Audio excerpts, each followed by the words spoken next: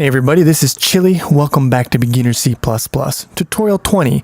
And this is part 3 of the Brick Breaker series. This is the final video in which we are going to perfect our physics. So I hope you coded up the material for parts 1 and 2 yourself.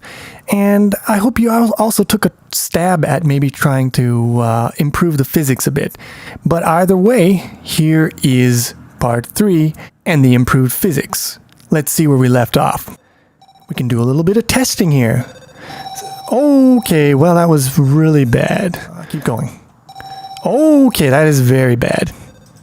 So our problem is pretty clear. I mean, we assume all of our collisions against bricks to be against the top or the bottom. So when we hit the side, we just assume that it's a top or a bottom and we reflect in the wrong direction. We'd want to reflect like this, but instead we're reflecting like this. And if you've got a whole bunch of bricks, you're just going to snake into and out of your bricks and it's going to eat like entire rows in one chomp. It's not going to be a very good situation. How do we solve it? Well, all we got to do is distinguish between side collisions and top and bottom collisions. Easier said than done, but one way of doing it that works in many cases, not all cases, but will improve our performance is basically we check this at the time of collision. We check the center of the ball against the left and right sides of our brick. So if the center of the ball is outside of the left and right sides, that means it's probably a side collision. Whereas if it's inside, that means it's probably a top or bottom collision. Again, not guaranteed, but it's a good indicator. So let's do that for starters. So to be able to make that test, we need to be able to get the position of the ball, the center of the ball. So let's add a function, get position, and we'll implement it like this. And now in brick.h, I don't think we have to change anything about the brick declaration, but we do have to change the behavior of do ball collision. So the first thing we do is we get the center of the ball and we store that. And then we check to see if that is inside of the left and right boundaries of the rectangle. So the ball X is within the left and right of the brick rectangle. So if X is greater than or equal to left and X is less than or equal to right, then we are going to be rebounding with the top or the bottom. So we rebound Y, otherwise we rebound X. And in either case, we would destroy the brick and we return true. Now you can see that it's behaving a little bit more reasonably with respect to side collisions. And that's a fucking good thing. So now things have gotten better, but there are still failure cases.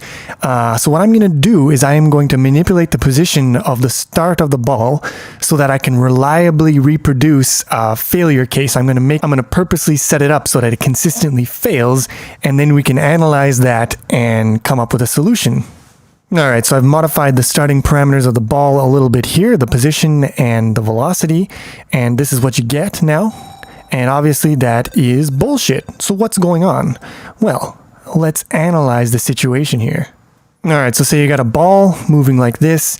It collides with the bricks. So at the frame of collision, it looks like this. It's overlapping two of the rectangles of the bricks. So what do? Well, when we call our do collision function, what we're going to do is we're going to scan through all the bricks, and when we reach this one, we're going to say, oh, they're overlapping, so you must have had a collision. We're going to test the collision, and because this one's X is outside of the left and right, it's going to say, oh, this was a motherfucking side collision, so it's going to destroy this brick and it's going to reflect you. Next frame, you're going to be moving, you're going to probably be in here somewhere. It's going to run through all the bricks, it's going to detect a collision here, and it's going to say, oh, you're colliding with this dude. Where's your center? It is inside of left and right, and so now you are going to do a top-bottom collision. You're going to reflect in this direction. So instead of what we would like, which would be for just this one to be destroyed and for it to reflect down here, we get them both destroyed and it reflects back in the direction from whence it came, which is totally counterintuitive and pretty fucking shitty if you ask Chili. So how do we remedy this bullshit situation? Well, like I said, what we want is we want a situation where instead of colliding with this one, we actually collide with this one and rebound down. So how we're going to accomplish that is we want to check every brick for collision, and if we detect a collision, we don't want to stop. We keep going. We check every single brick, and what we do is every time we find a collision, we check the distance from the center of this ball to the center of the brick. And so let's say we check this distance and we find, okay, we got a collision here, distance is 10. Good. We keep going. We check the next brick. Oh, we got a collision here too. Well, what's that motherfucking distance? Well, it's 8. Shit. 8 is smaller than 10. Forget this bitch. We're colliding with this guy. So we check every brick, but we only do the collision with the brick that is closest. And that will solve this problem that I've outlined. So let's get on that shit. So I'm quickly going to commit this code here with the fail test, just so that I have it for whenever I might want it. And now I am going to implement the solution, the fix. So first things first, we need to be able to get the center of a rectangle because of the wonderful things it does. No, because we want to measure the distance from the center of rectangles, because that's a good thing. So to get the center is going to be a vector. So vec2 get center, and it's constant because it's not going to be changing anything, just getting some info. So to get the center of a rectangle, the center is just the average of the left side and the right side. So it's the value that's in between the value of the left side and the right side. And average is just add them together, divide by 2. So left plus right divided by 2.0, and top plus plus bottom divided by 2.0. And I believe that's all she motherfucking wrote. So now we've got some good tech there. Let's do the do. We're going to brick. Do we need to change anything here? I do not think we do. We're still just working with a ball. We're still returning a bool. Now, what do we want to do? All right. So here... okay, actually, we do need to change things. We need to break up the do ball collision into 2 separate calls. The first call is just going to check for collision and return the distance. Just check for collision.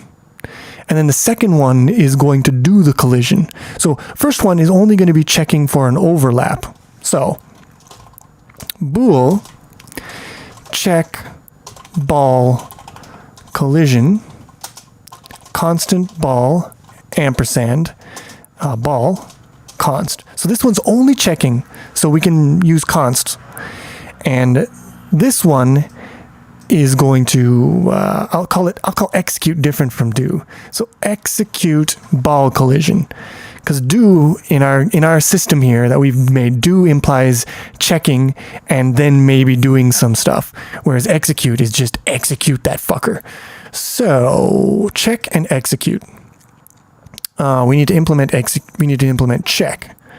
So for check ball collision, all we're going to do is not destroyed and overlapping, because that's all that needs to be done to satisfy the colliding bullshit. Check for ball collision. Now, execute ball collision. We need to rename this now. Execute. Execute ball collision is basically going to assume that you've already checked. And so it's just going to now determine what case of collision we have and then handle it. So first things first, what if some asshole calls execute even though he hasn't checked for collision and they're actually not overlapping? That's going to cause some weird bullshit. So what we're going to do is we're going to do a sanity check. Include assert.h. Now we're going to do an assertion here. So assert, and then we'll do check ball collision, and then ball. So we're going to do a double check here, and that might seem like a lot of waste, but remember, when we do a release build, this assertion will get stripped from the code, so it's not a big deal. So let's do a sanity check, make sure we don't ever fuck ourselves over. So check for ball collision, we make sure we're actually colliding with the ball that we're going to execute the collision on.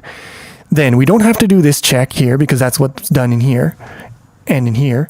So all we want to do then is jam that. Oh, fuck that. No, too much. There we go. So we don't have to return a bool because execute is unconditionally going to execute that motherfucker. So we want to toggle. Why can't I toggle header code file? Wow, wait, I'm here. Good. Right. Thank you. Execute ball collision. We'll do a void in here.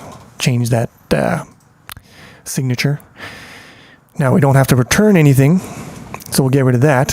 So now all we do is we do our assertion, and then we get our position, and we check our case, and we set destroyed equal to true. So execute, check, done. Now, here's where the work is going to be done, and that is in game.cpp. So now we're not going to do ball collision and break out as soon as we find the first collision. What we're going to do instead is we're going to get a bunch of variables. So bool collision happened. And we'll set that initially equal to false. Flas, my favorite, what do you call those things? Fuck it. Okay, so collision happened equal to false. Now, we need a float to store the distance for the current best collision, the current closest collision. So we'll go float cur call dist. And we don't have to initialize it to anything. We'll just leave it uninitialized. And now we need an integer to store the index of the brick for the current best collision. So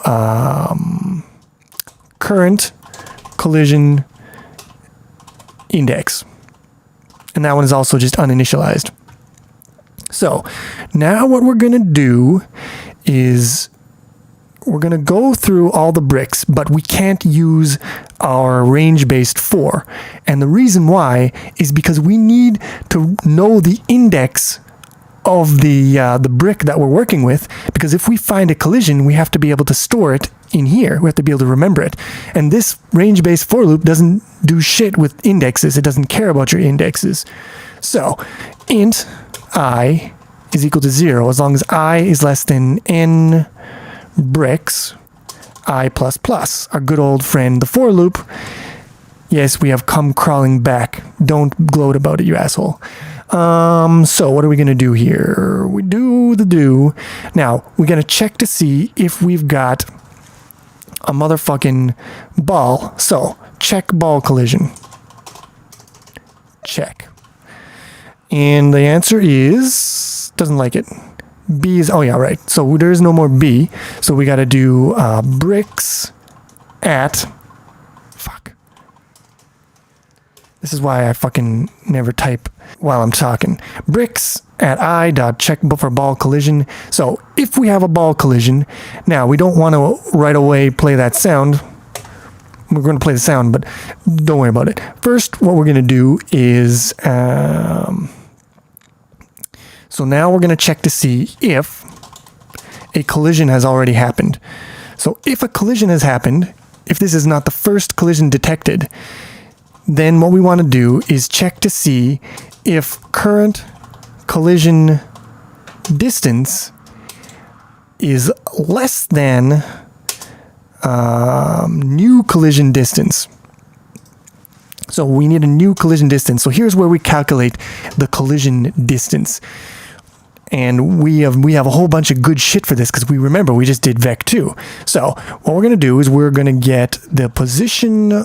So let's see here, float, constant float, new collision distance is equal to bricks at I dot dot fuck. No, we need things. We need things here. Bric-a-brac. What do we got? No, fucking close this bullshit. All right. So we need a function to get the center of the brick. So vec2 get center const, and give me my shit. Give me my light bulb. And we're going to return rectangle dot get center. Here we go. So we got brick dot get center. Now, where's my game? There it is. So bricks at I dot get center. So we need a vector from one to the other. It doesn't matter which one is first, but anyways, so we subtract the center. Let's do from the center of the brick to the center of the ball. So that would be ball dot get position, because that's just the center of the ball, minus, if I can find my minus key and get it not mixed up with my thing. So ball dot get position minus bricks dot get center. This will get us a vector from one to the other. And now from that vector, we want to do get length. But we are just comparing lengths. We don't care if it's the length or the length squared in this case. If the length of one is less than the length of the other, then the length squared will also be less than the length squared of the other. So calculate length squared is much cheaper. We'll do that. Rename this, and we'll rename it down here just to be, good. And now we'll check to see. So if the new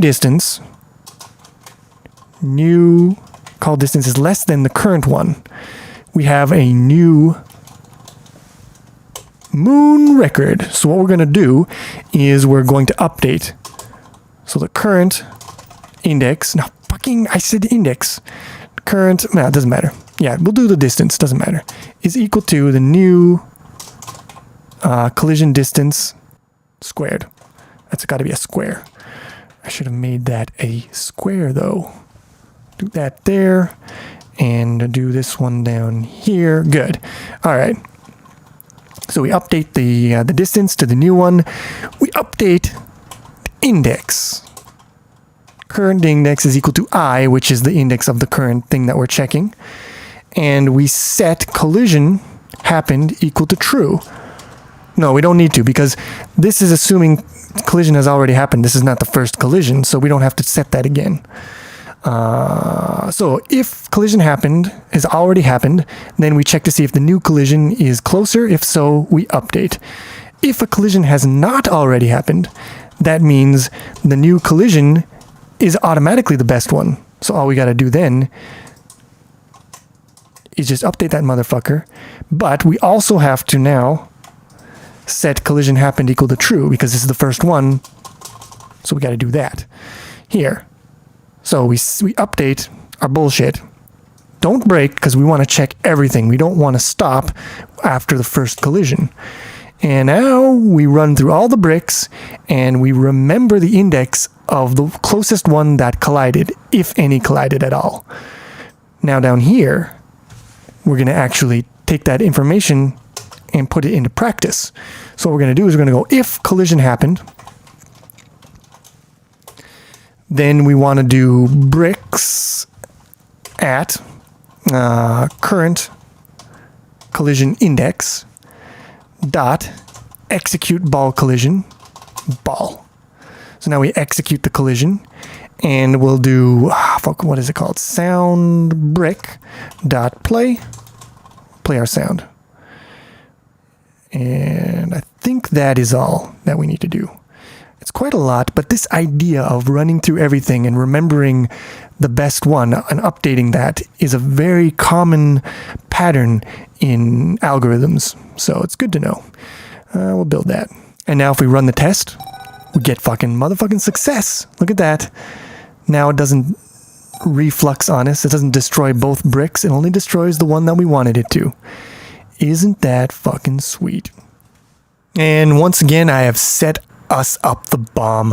One last test case for us here. So I made two changes. First change was I made the brick default to being deactivated, and it only gets activated when you call a constructor. And that is used in the next part here in this commit in game.cpp. So we've got a little condition here in the loop that generates our grid of bricks, and it only generates for brick x equal to 3 and y equal to 3. So we're only going to generate one brick at one specific situation. And all the other bricks are going to default to being destroyed because that's how they're set up.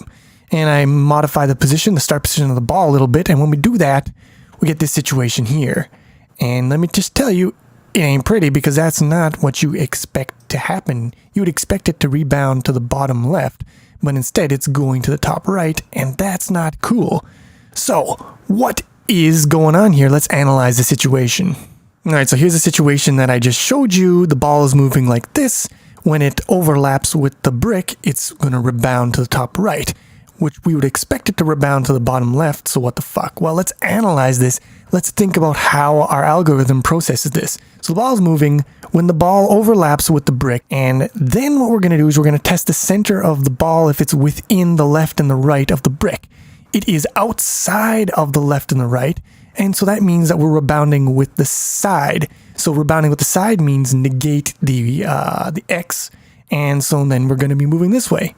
But this is not how we want things to actually be.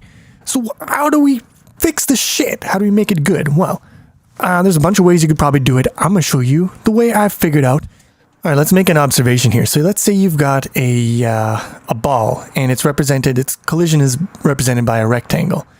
And it's approaching the corner of the brick. Well, if it's approaching the corner of the brick from the outside, like this, there's two cases. It can approach from the outside, hit here, and then rebound up like this. Or it can approach from the outside, hit here, and rebound down like this. Now, what if we're approaching from the inside, not from the outside, but from the inside of the brick, approaching a corner? That's a different situation. Look at it. No matter how you hit this, you're either going to miss the brick and keep going, or you're going to hit the brick and rebound down. So from the outside, you've got two cases. But from the inside, you've only got the one case. So what we want to do is we want to check to see if we're approaching this guy from the inside. And if we're doing that, then we know that we can just rebound off of the bottom edge or the top edge, whatever it may be. So if approaching from inside, rebound in the Y direction. Otherwise, do your normal test and then rebound off of either the Y or the X. So how do we tell if we're approaching from the inside? That's the question. Well, we can make some observations here.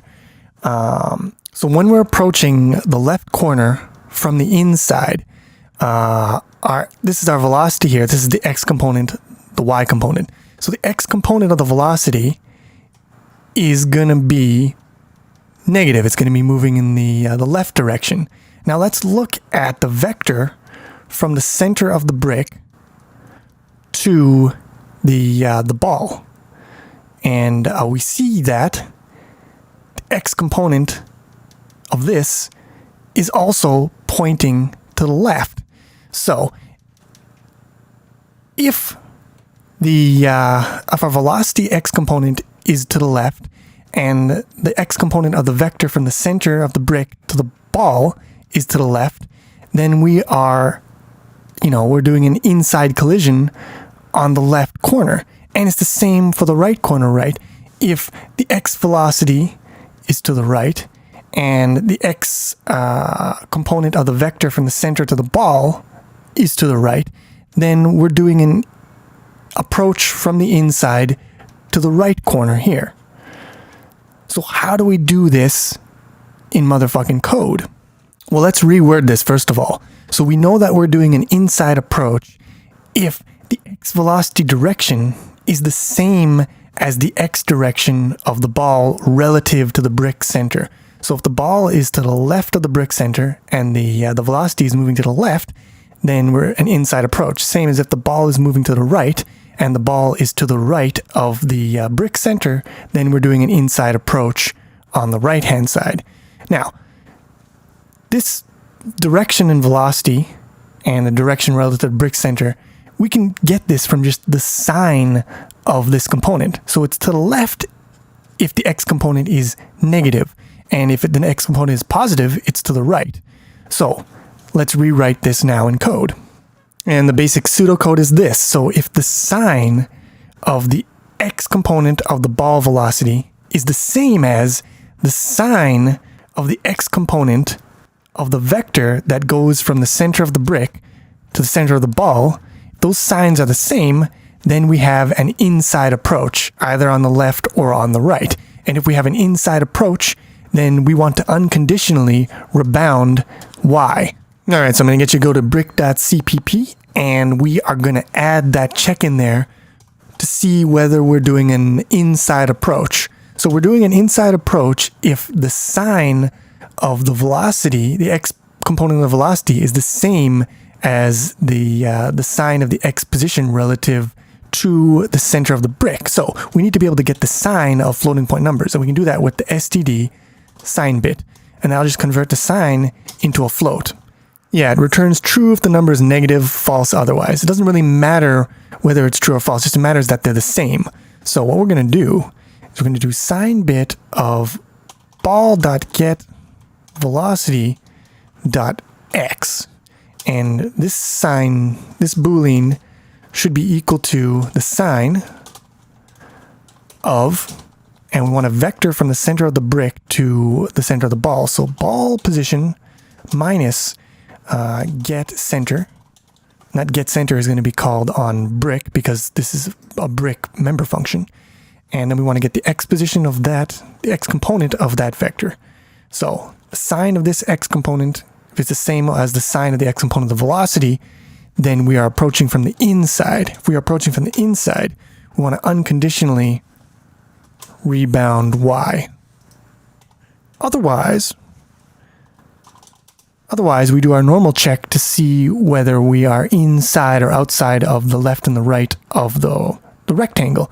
And depending on that, we either rebound off of the top and the bottom or off of the side.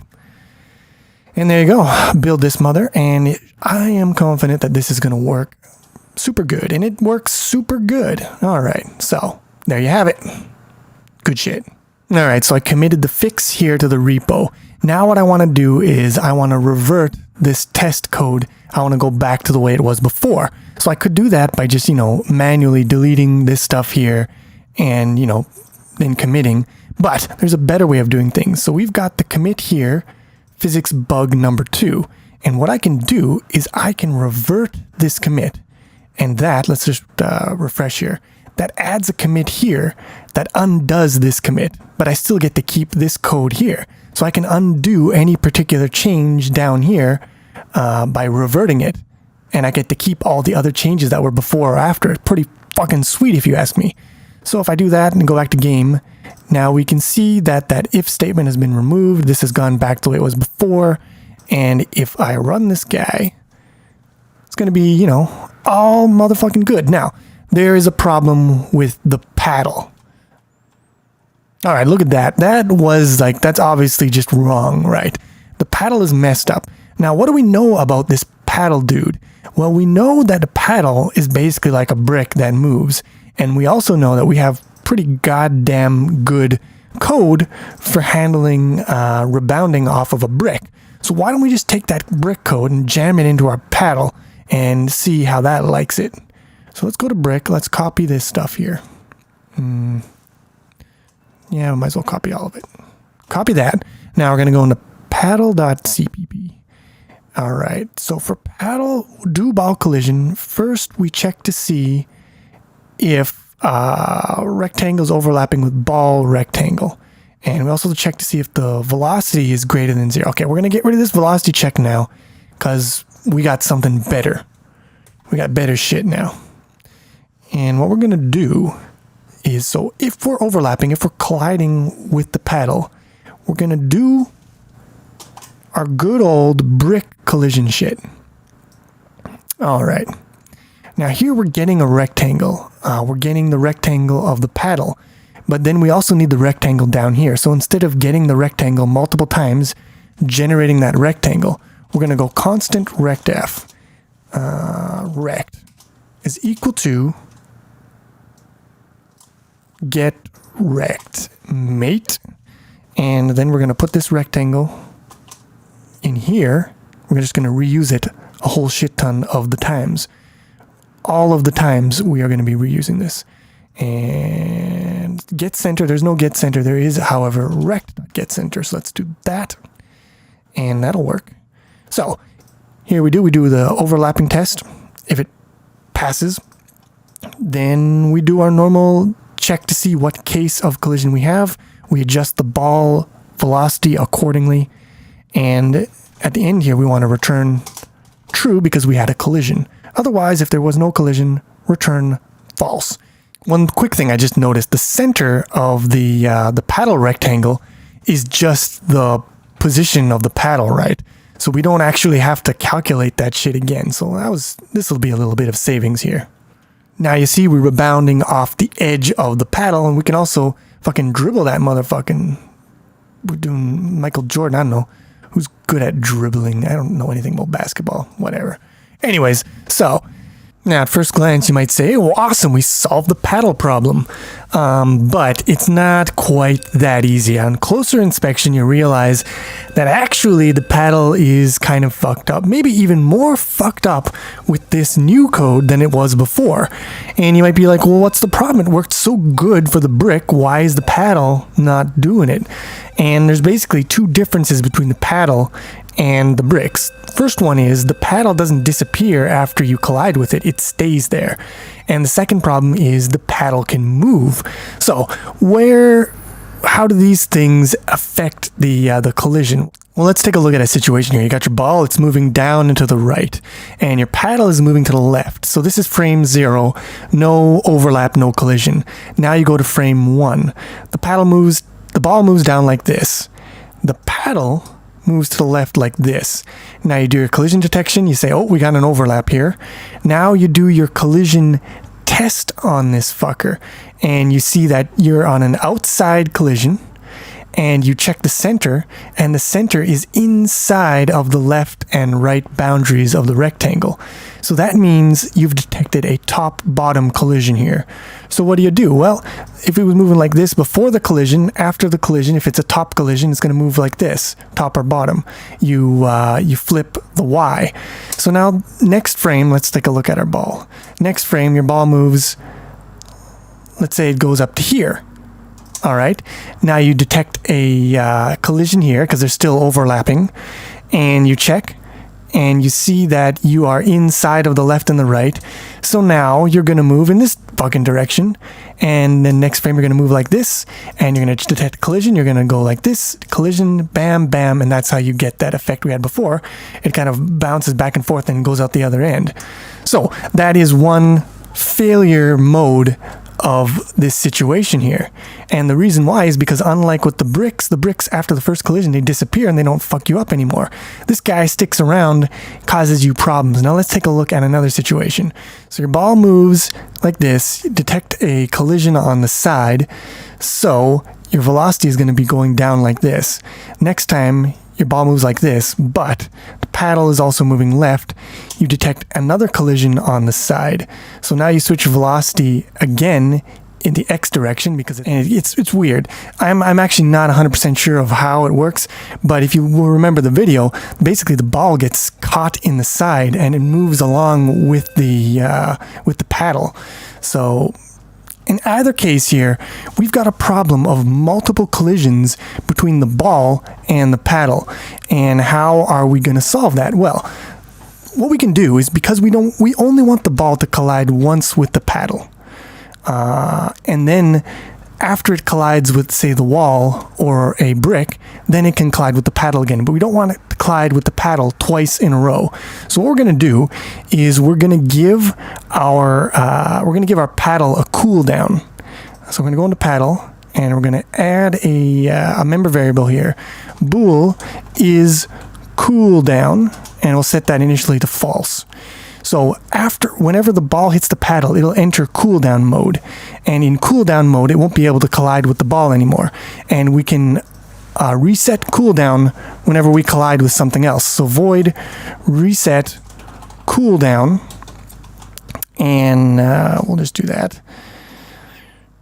So we'll implement reset cooldown here. So we'll go into paddle.cpp, and reset cooldown is just going to set is cooldown equal to false. And what else are we going to do here? In our do ball collision here, now we're going to check for cooldown. So if is not cooldown. If we're not in cooldown, we'll do our test. But if we are in cooldown, we're going to skip the test and return false. So there we go. Now what we got to do, oh, and if we do actually collide, we should set cooldown equal to true. So is cooldown equal to true. So cooldown gets set during collision, and it'll get reset outside of here. Now, we got an error here, and it seems weird. Expression must be modifiable L value. What the fuck does this mean? And this is a problem that can fuck you over. And basically, the thing is, this is a constant function, so it's not allowed to modify anything about the class. But we're modifying the cooldown. So what we got to do is we've basically got to give up on making this a constant function. We're going to loosen this function's restrictions a bit because we need to. So now we're allowed to change the state of the object in this function, and so now we can set is cooldown equal to true.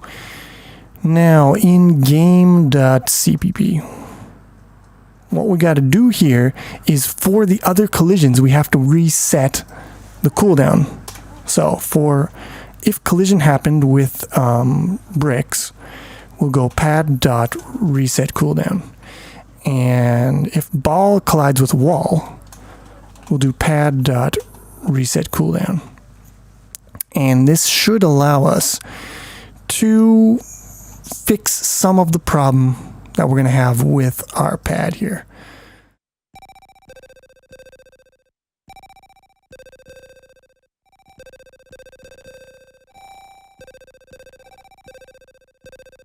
So you can see that we have fixed the problem of the ball now bouncing up and down inside of the paddle or getting caught on the edge of the paddle.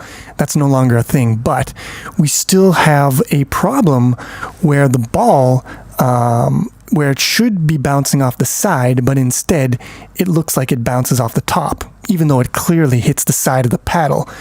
And the reason why this happens is basically it's just about the precision of our simulation.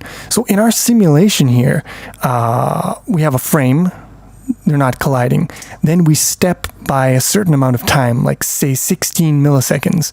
And if we step by 16 milliseconds and we move them both like this, even though it should have been a side collision, because we step so far, it ends up being detected as a top-bottom collision. Now, what if we were to step by a smaller amount of time?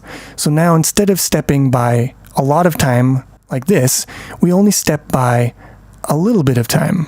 And the same for the paddle, we only step by a little bit of time. Now this will get detected properly as a side collision, and the ball will collide off like this.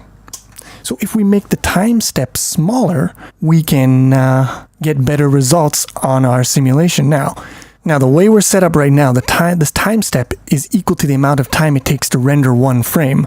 So if your screen refresh rate is 60 Hertz, it's going to be 16 milliseconds. Now what we can do is instead of doing those 16 milliseconds all in one step, we can break it down into smaller steps and do multiple small step simulations to simulate the whole 16 milliseconds. So what I'm going to do is I'm going to change update model here. I'm going to make it take a float dt. So update model is going to take the dt in as a parameter.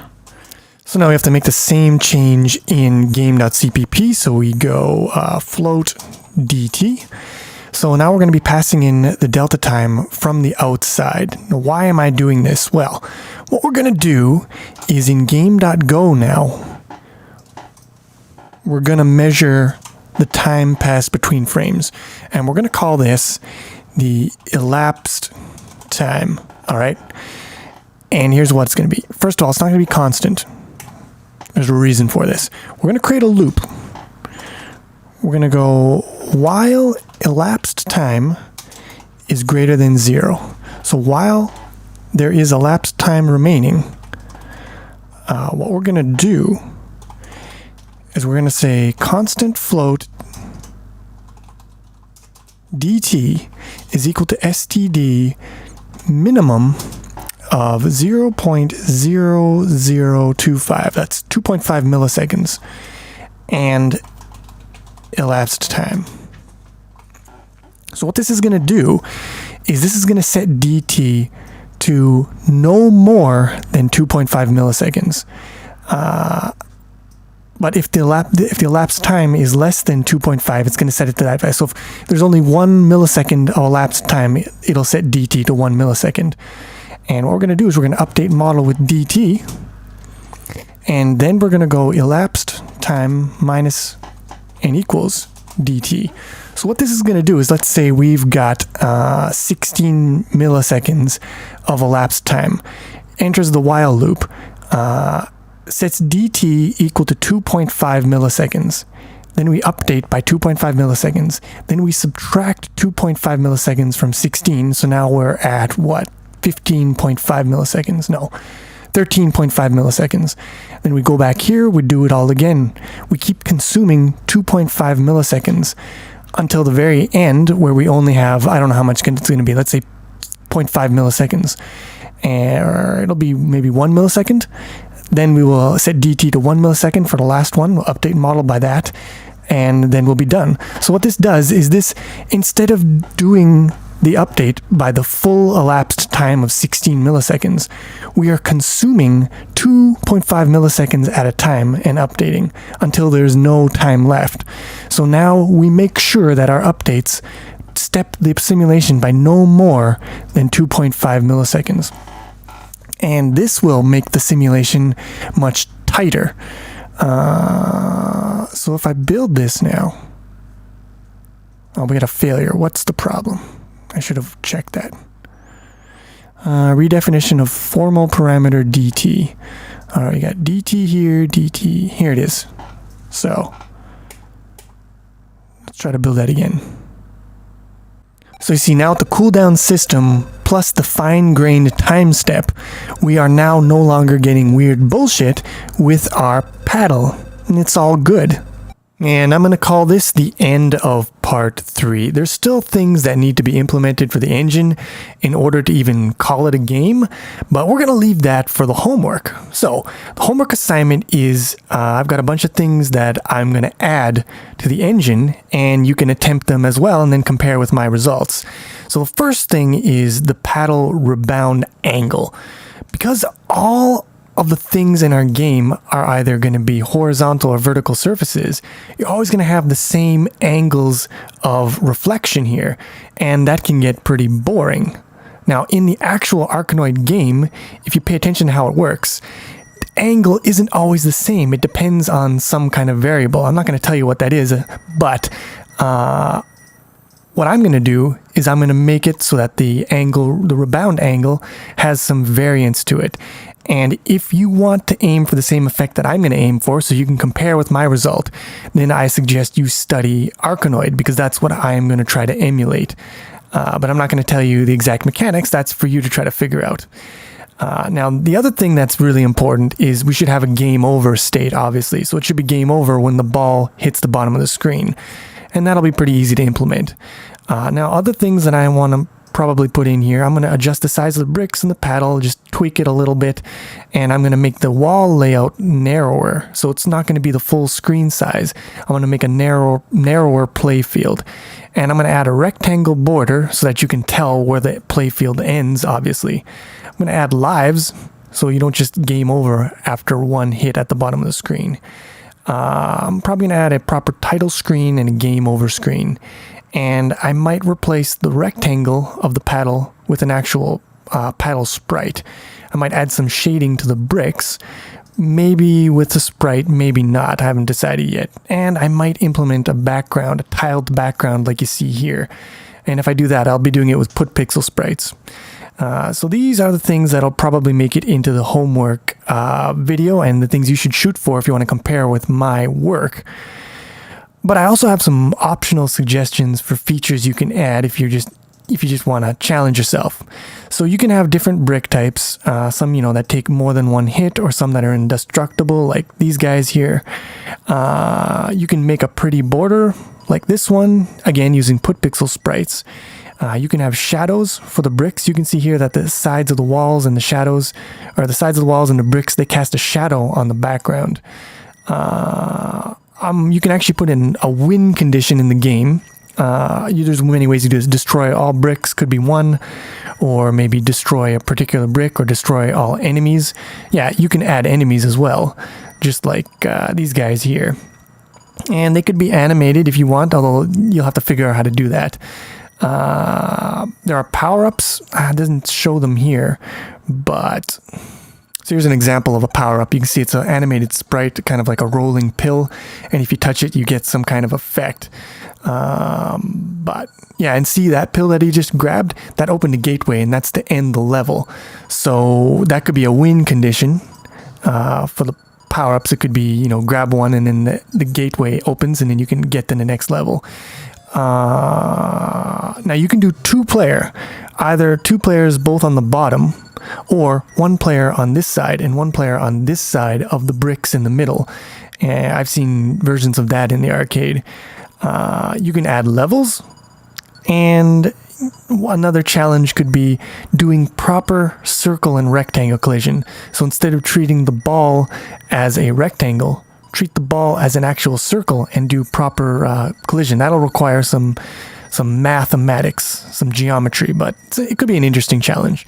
So just some ideas for stuff you can add to the game. And if you do decide to take on any of these challenges or add just a novel enhancement of your own, I'd love to see it on the forum or wherever. Hit me up, and maybe I'll pimp out your stuff in an update video. Either way, I hope you enjoyed the video. If you did, please click the like button. It helps a lot. And I'll see you soon with some more C++.